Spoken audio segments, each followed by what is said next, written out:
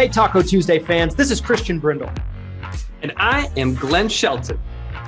We came together and combined our forces to create something special for insurance agents called Taco Tuesday. Let's taco about insurance.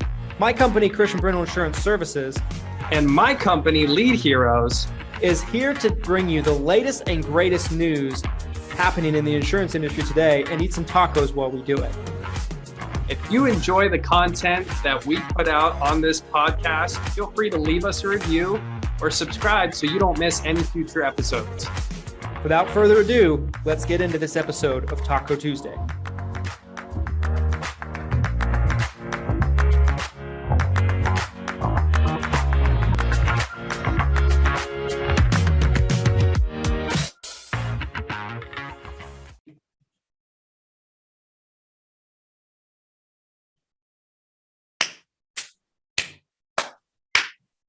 Gambling money. Vegas money, baby. Blackjack. We were talking about Tony Merwin's blackjack strategy the other day. Maybe I follow Tony into the casino world. And I do want, you know what? So I am, I guess really fast. And I don't know exactly when this video will air, you guys, since we do pre-record these Taco Tuesdays now. But I will be speaking in Vegas at the end of March. And one on my bucket list for Vegas while I'm there is I really want to play poker. I played a lot of poker in my life, and I'd have a lot of boys' nights, we'd get together and play, but I've never sat down in a casino and played, and I really want to do that. So what kind of poker? Oh, Texas Hold'em, 5-card draw, Okay. So I tried to learn how to play Texas Hold'em once, and I could not figure it out. So I stick to blackjack. I know how to play blackjack. Okay. How much money do you anticipate on losing in Vegas? Not that you ever expect to lose money or you're planning to lose money, but right. What would be a reasonable amount? You're like, okay, that doesn't make me too upset. That's dangerous. I guess my plan in my head would be to start with $1,000 and see where I'm at. I know that sounds dangerous to be but probably start with $1,000. You try to go plus money, right?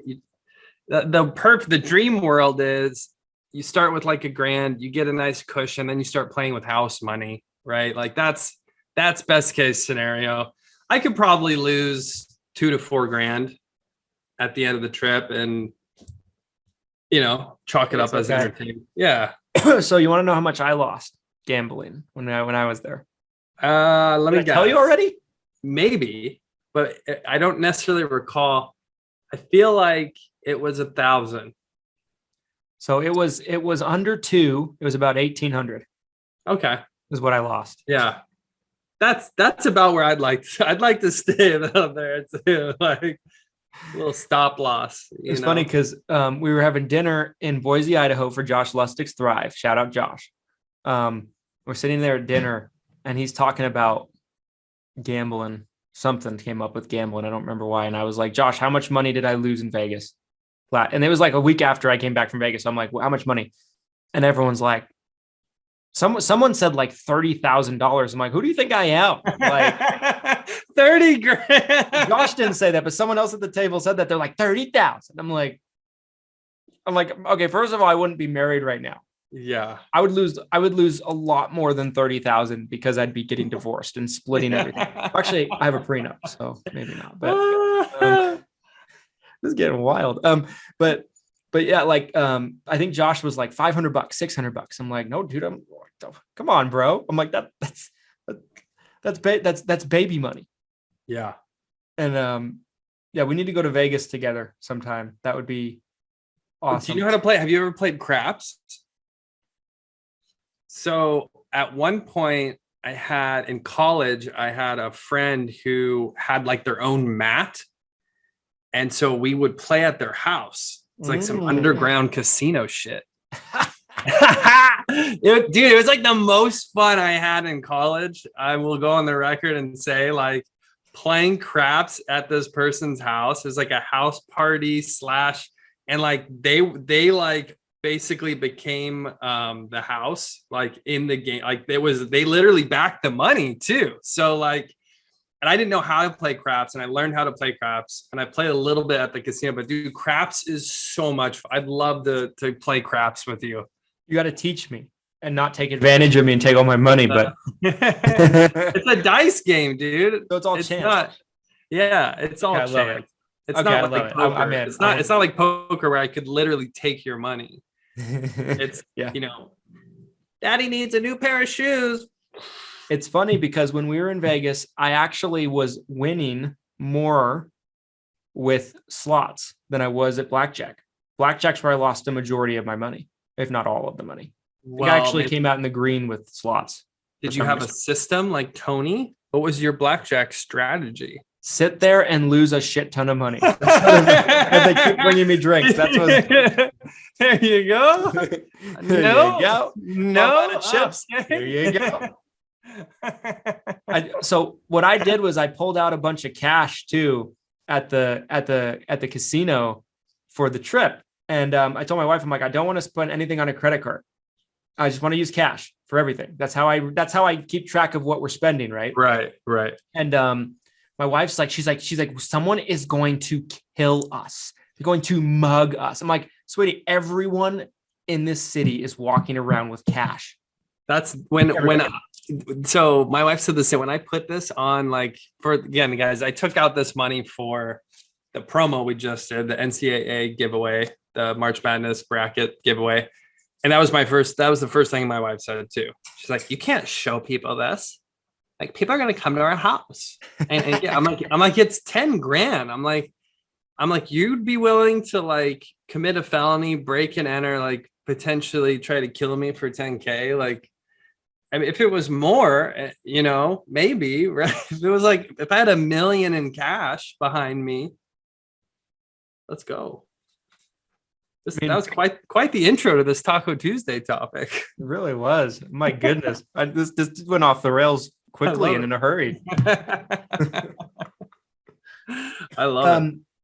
Today, guys, we're going to be talking about a topic that I'm super excited about. And that would be fastest way to six-figure income as an agent, right? Like if you started from scratch, right? You just got your license, you're brand new. And there's some things that I think we're going to say that are going to be pretty obvious, right? Like you're not going to know everything right off the bat, but what would be your strategy to go to six figures as quickly as possible? What would be the number one way to do it?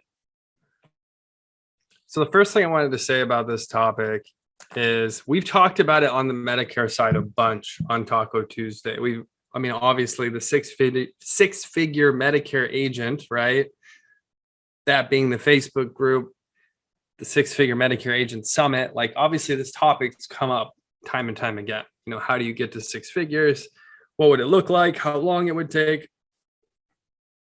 Something surprising that came out not too long ago was, I won't necessarily say where it came from, but there was an article that was written that said the average Medicare agent, I don't know if it said supplement specifically. I think it just said Medicare agent.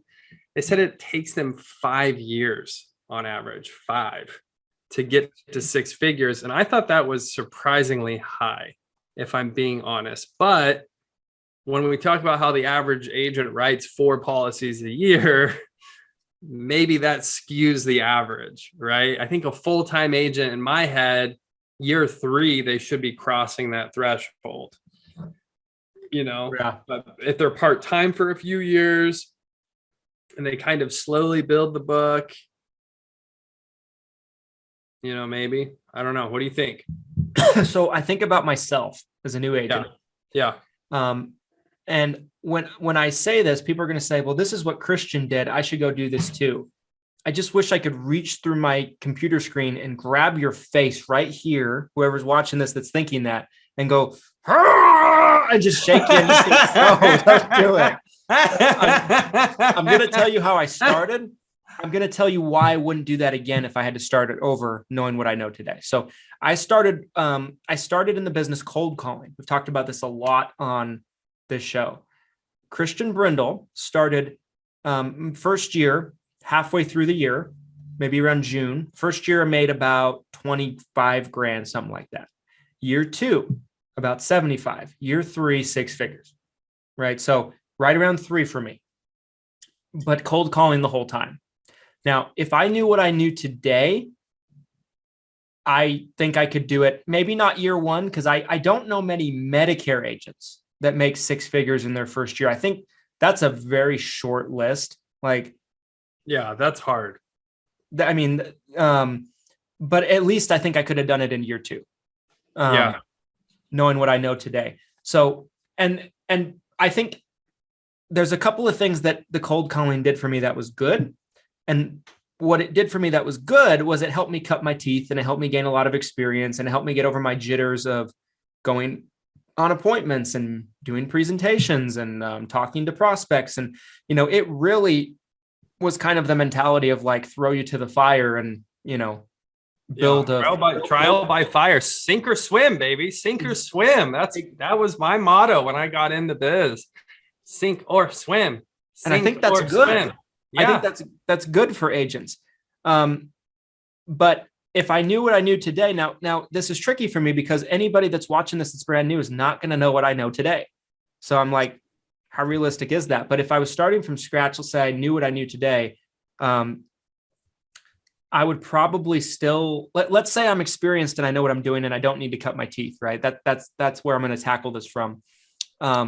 If you're trying to get to 6 figures as fast as possible, and let's say you know what you're doing, this is big. And I'd love to get your take on this and see if you think I'm crazy for saying this. I might borrow money from somebody and buy a bunch of leads and spend money on my business right off the bat, if my goal is to get to 6 figures first year. I do believe that there's a path where in the first 12 months you can make more than 6 figures. I do believe that's real. I do think that there would be certain consequences from doing that, like borrowing money, right? Mm-hmm. Then there's also this other thing that I'm grappling with as I'm hearing you talk, where it's like, well, 6 figures in profit, 6 figures gross. Yeah, I mean, that's another conversation to have, right? Because 6 figures gross, that's a low hanging fruit. 6 figures in profit, that's significantly a higher bar to clear. And I remember thinking when I hit 6 figures in gross, like I felt like I was on top of the world. And then the further I got into it, I'm like, oh, then all my expenses are coming out of that. And I'm actually only making 60K a year, and I'm back where I started, right? It was like, I left my 100K a year sales job, got into insurance, pretty quickly started making on the life side. Again, I was going to say on the life side, it's probably about half the time because the commission up front is so much higher. It's a apple versus an orange. It's not really a comparison, but I'd say I was on pace to make $100,000 in actual profit beyond gross. I'd say after about 18 months of selling life. So I think it was a shorter trajectory than Medicare, again, because the commissions are different. But I do think if you're trying to get it, and Medicare would be harder, life would be easier. But first 12 months as a Medicare agent, I mean, should we break it down? Should we break down what that would look like? 12 months? I think we should. But one thing to put in to the mind of the audience, I think, that maybe they're not thinking of, right? Let's say, you made 100,000 your first year as an agent. What people aren't thinking about is your second, third, fourth, fifth year, 6-year commissions, right? Like, so even if you don't spend the same kind of money on your business, you have a client. If you write enough policies in your first year as a Medicare agent to make a 6-figure income, you're gonna have a really good renewal stream coming in for a long time. Like, you could even take your foot off the gas, pay off some of that debt, right? Like, it depends on what you're trying to do. And it's risky too, because you're not going to know what Christian knows, as a new agent. Right. So that's another thing. So 6-figure in renewals. I just did the math on this the other day. It's about 350 Medicare Advantage clients. Yeah, so 25 to 30 policies a month, right? And that's with no true ups. Right. So it's actually less if you factor in true ups. and husband and wife. So I remember we've done this math on the show before, but we haven't necessarily done this in the sense of, can you go from new in the industry to I'm at day 365 and I have 6 figures in renewals. I think that is very, very difficult to do. But if you went in full time, if you had enough money where you were either borrowing it or you had saved it or it was loaned to you, like whatever the situation was, and you work full time, it's really only about 5 policies. It's like 1 per day for a year, 1 per working day. Yep. 5 a week, 5 or 6 a week. I mean, it's in the grand scheme of things, if you think about it, it's not like, that's not impossible. I know agents who write 3 to 5 a day consistently. So I don't think it's impossible. It's really about consistency with your effort and having a system in place where you can rinse and repeat. I just think most agents aren't willing to put in the time and effort. I really think that's what it comes down to, right? I couldn't agree more. I think one thing you said that stood out to me there is there's no easy trajectory to this. You have to bust your ass, right? The entire year. You have to work probably at least 6 days a week. A lot of weeks. You got to work Saturdays, you guys. The people out there who I don't work Saturdays anymore because I earned the right to. And I think it was John Wetmore. Shout out to him. I think he was the one that also had similar thoughts on this that I saw him post the other day. But the reality is, as a brand new agent, if you're not working 6 days a week, good luck. You got to have that extra day. And Saturdays are huge because prospects are home. Prospects answer the phone. The agents who work Saturdays are going to have a huge leg up on you guys. Yep. 100%. I agree. I think, okay, so I'd love to get your take on this part of it, because when I think of the pathway from 0 to 6 figures, right, I think there's a long way of doing it without as much risk. And that would be like the grassroots marketing, the ground and pound, right? That kind of stuff, to where you're not spending the money, but you're spending time. Right. Then there's the riskier part of things that probably, in my opinion, gets you there faster. And either way, you're working yourself ragged. You have to work yourself really hard. You have to push yourself really hard. You have to work very hard either way. But I think the fastest trajectory to get there is working really hard, working hard consistently, right? Consistently showing up and spending money on your business. Because part of the reason why Christian made 6 figures in year 3 and not year 2 is because Christian wasn't spending money on his business. Yeah. I totally agree with that. I mean, I'm thinking in my head as you're saying that, like, how do you get to 1 guaranteed app a day, or 1 or 1.5 a day, right? 1.25 a day, whatever your average ends up being. But yeah, you got to spend the money, you got to commit the time. I mean, let's say it's 20 leads a day. You know, if you're like, listen, I might only close 1 out of 20, but I know if I do hit a 5% close rate, that I know I'm on target to hit my goal for the year. And then, you got to back the math out on that. That's not cheap. 20 leads a day. I mean, that could easily be a couple $100 a day. That's $1,000 a week. That's 50 grand a year. A lot of agents are not willing, or they would laugh if I said, hey, will you give me 50 grand? I'll give you 300 clients. You want to make a trade? Hey guys, want to make a trade? But hit me up in Facebook Marketplace. I've got 300 Medicare clients. Do you have 50 grand you want to give me? And it's that's like the barrier, dude. Like, that's the mindset, but that's the wall. Like, there's people on this side who are like, oh yeah, here's 100 grand. I'm going to get to my goals and I'm going to get there faster. And there's people on this side where they're like, I'm going to call every financial advisor in my town and join networking groups and hit up my friends and family and draw my dream 100. And yeah, go for it, guys. You don't have to spend a dime on marketing to make a shitload of money in this business. Yeah. That's been proven time and time again. But just like Christian said, you guys, that means you're taking longer. That means your renewals are going to build slower.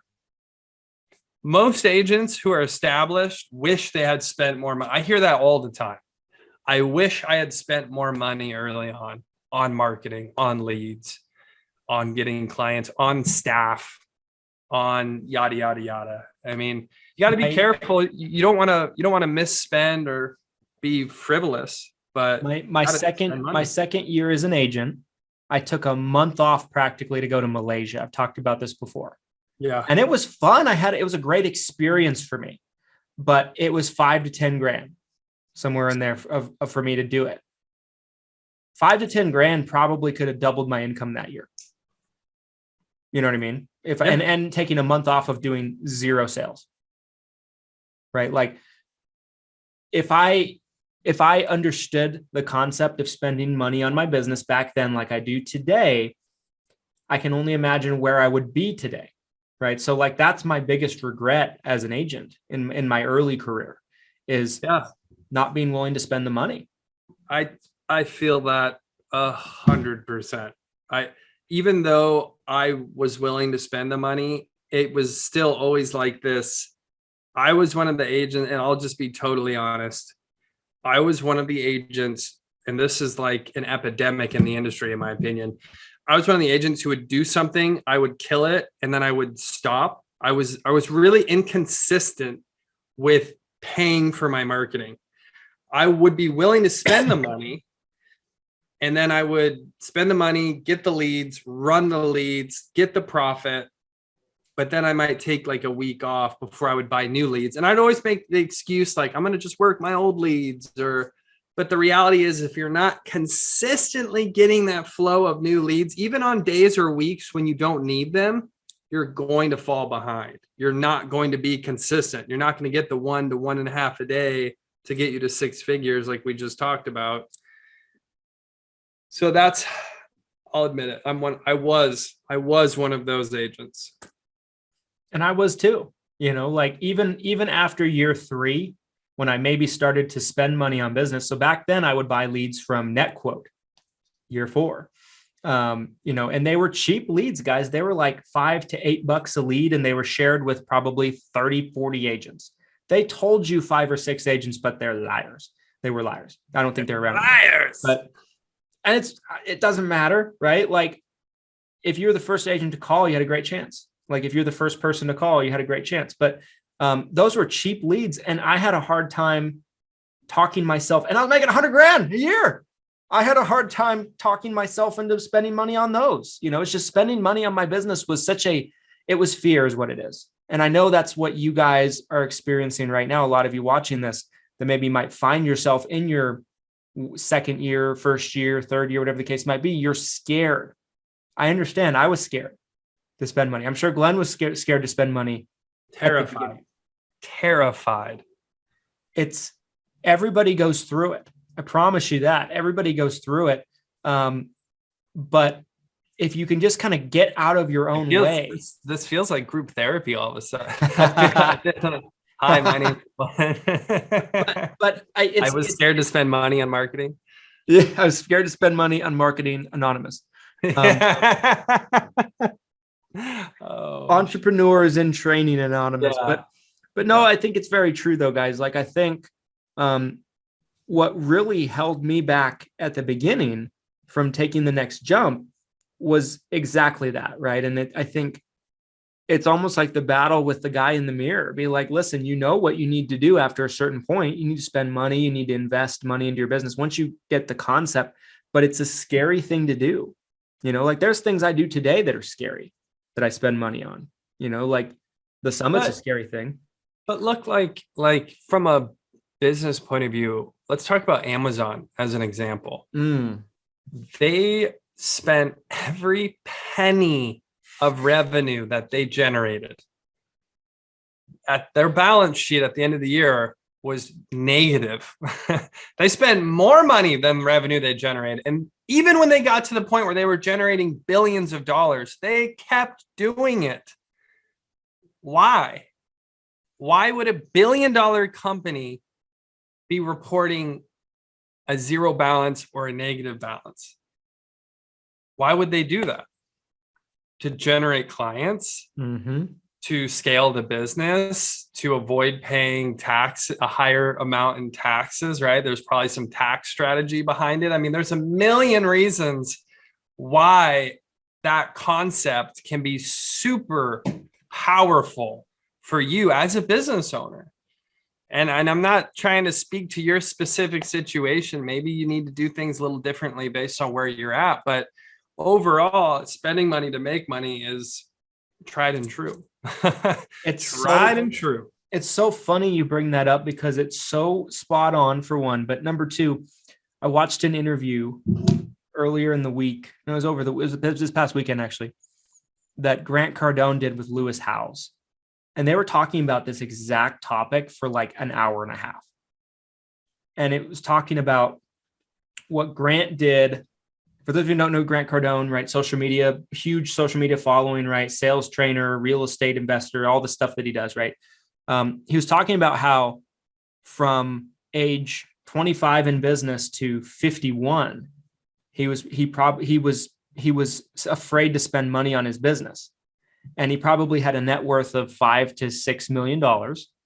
2008 comes, hits him really hard because he doesn't have that much real estate at the time.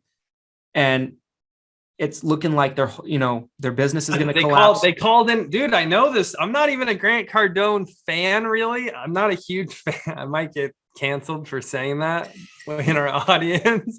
I'm sorry. Do not cancel me or Taco Tuesday. I'm not a huge fan, but I'm a big fan, guys. You don't have to leave. Yeah. Christian's big enough fan for both of us. That's how this relationship works. I know this story. The bank called in his loan, right? Yeah. The bank called in his loan and said, hey, guess what? Hey up. We're struggling at the bank right now. Time for you to pay your $30 million. And like Christian said, he's only got a net worth of like 5 or 6, and they're calling in his loan. Yeah, this is actually one of my favorite Grant Cardone stories. It's so in tune with this topic. I mean, yeah. So I love it. What he does is from basically that point on going forward, like almost like a second birth for him of his life. Like he spends almost everything in his business. Leverage. Yeah, everything. He triples down on his debt. Essentially, he goes from like 30 million in debt to like 300 million in debt. Like that was his move. And I was so blown away. I was he goes from that point to now Cardone Capital's got billions of real estate that they oversee now, like a couple billion in real estate.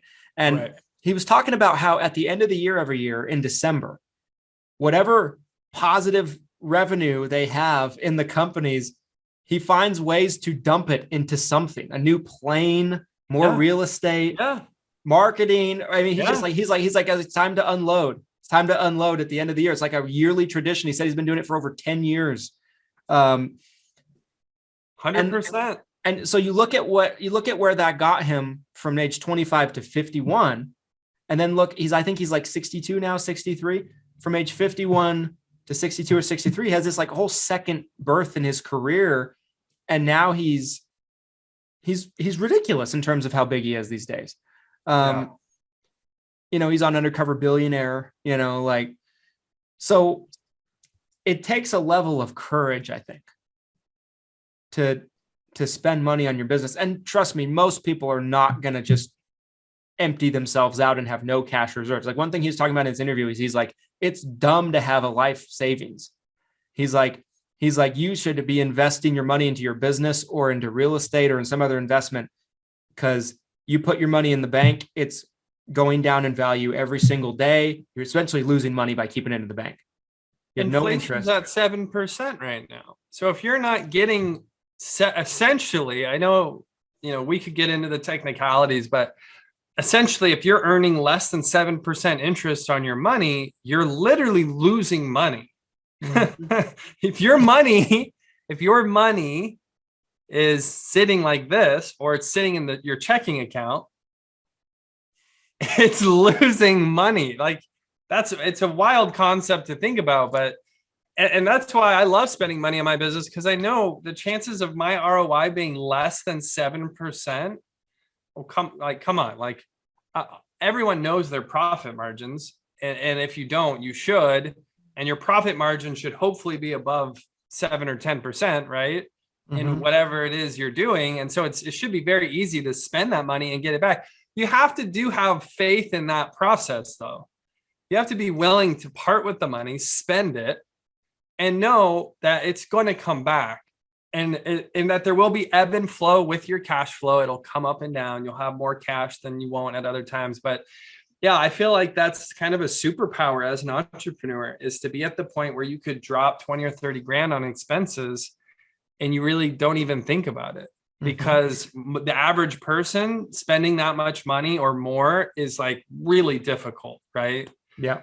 And it took me a lot of time to develop that too, because spending a couple grand a month on leads as a new agent, which is kind of how this whole topic got started, was very hard for me. I was used to only taking in four or 5 grand a month. And so the idea that I was going to start spending 2 or 3 grand, it's not a core expense. It's not an expense that's going to help my family, right? It's not like home. It's not like a home expense or a necessity. This is marketing dollars I'm spending. It was really odd feeling. So yeah, I love that story. I'm glad you brought that up. Yeah, I think it's, and it's something that I think about all the time. Now, to be transparent with you guys, I don't empty out all my accounts into my business, but I probably spend 75% of my free cash flow on my business. I do. I spend a tremendous amount of money on my business with marketing, with, coming up with incentives for agents, right? Trying to do the summit. We've spent, I don't know how much money on the summit already, a ton. We had a giant banner come in today for the summit. It's like goes up to the ceiling if I was to hang it up. That was stupid, probably unnecessary, but we did it anyway. and I didn't always have that mentality. And I think as you evolve as an entrepreneur, I think the faster you can figure that out, I think the better it's going to be for your career and for your business. I think spending money is absolutely, I feel like having this conversation, I feel like, okay, for someone wants to make 6 figures as fast as possible, how fast are they willing to spend money? How much are they willing to spend? Because it's a math problem at the end of the day. Yeah. Are you willing, and are you willing to potentially go into debt to create a cash flow that would more than pay off your debt and set you up potentially for life? Would you risk your current financial situation, right? Take loans out, take a mortgage out, right? That's a huge part of it, of how quick you get there. I'll kind of share my final thoughts, you guys. So, we've had some insurance clients at Lead Heroes that we work with, call centers, etc., where at the end of the year, they will prepay for a quarter or sometimes even like half a year in marketing, because they're utilizing this exact strategy that Christian brought up.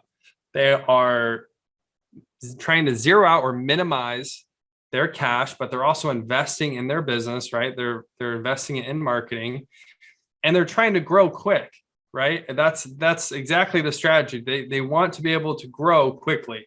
So I think the core of this whole conversation, whether you're a brand new agent, maybe you've been in the business for 10 years and you're taking it seriously. I've come across agents like that all the time, where it's like, this was a hobby for a while. Now I'm a serious full-time agent. And that's the whole strategy in a nutshell. It's spend money, know what your ROI is, and then spend more money. That's really it in a nutshell. So those are my final thoughts on how an agent can quickly get to 6 figures selling insurance. Christian, final thoughts. Yeah. I mean, hit it right on the head. All that was, I agree with everything you just said. I mean, my final thoughts and my, parting words with you guys on this topic is there's 2 assets you have that you can give up in this business. I say it all the time on my YouTube channel. I say it probably every other video. If you watch the channel a lot, you're probably sick of me saying it. You're probably nauseous at this point if you're hearing it again, but I'm going to say it again. Your 2 assets you can part with are time and money. And and if you're willing to part with both, that's how you solve this equation, getting to six figures as fast as possible. Some people look at it like, okay, I'm going to give up either time or money, and there's a balanced scale, right? And they don't have a lot of money at the beginning, so they put a lot of time into the business. They ground and pound, which is fine. I know agents that have 600, 700, 800 clients that have never called a lead. I know agents like that. But in my opinion, I think, can you be a 7-figure agency doing that? I don't know. Very difficult. Not impossible, but I think it's harder, right? Yeah. And so I would tell you guys, if you're a new agent, this is a reasonable expectation of what you need to know to make it in this business. And you can make a great living. You can make $150, $200, $250 after, 3, 4, 5, 6 years in the business and be comfortable if that's what you want. But it depends on how big your appetite is, right? Like I learned a few years into my career that I had a really big appetite as an insurance agent and an agency. He's a hungry boy. I'm hungry. He's a very hungry boy. Want all your clients. No, I'm just kidding. I'm just kidding. But, and I think that's a question you got to ask for yourself. But if you really want to go big and go for it, you got to play the money game. You got to spend the money. And at the beginning, you definitely have to give up time, but then maybe you don't have to put as much time in once you've kind of gotten a little bit farther, but you still need to spend the money. And probably the budget goes up. The bigger you get, the more you want to grow. So those would be my final thoughts. 100%. I love it. Guys, if you're listening on an audio version of any podcast platform, leave us a review. Tell us what you think. Give us 5 stars if you can. We'd love to get in front of as many agents as possible. If you're on YouTube, hit the like, hit the subscribe, share the video, post it on your Facebook, Instagram, LinkedIn, your Twitter if you're on Twitter. And until next time, you guys, keep tacoing. Thanks, guys. See you next week.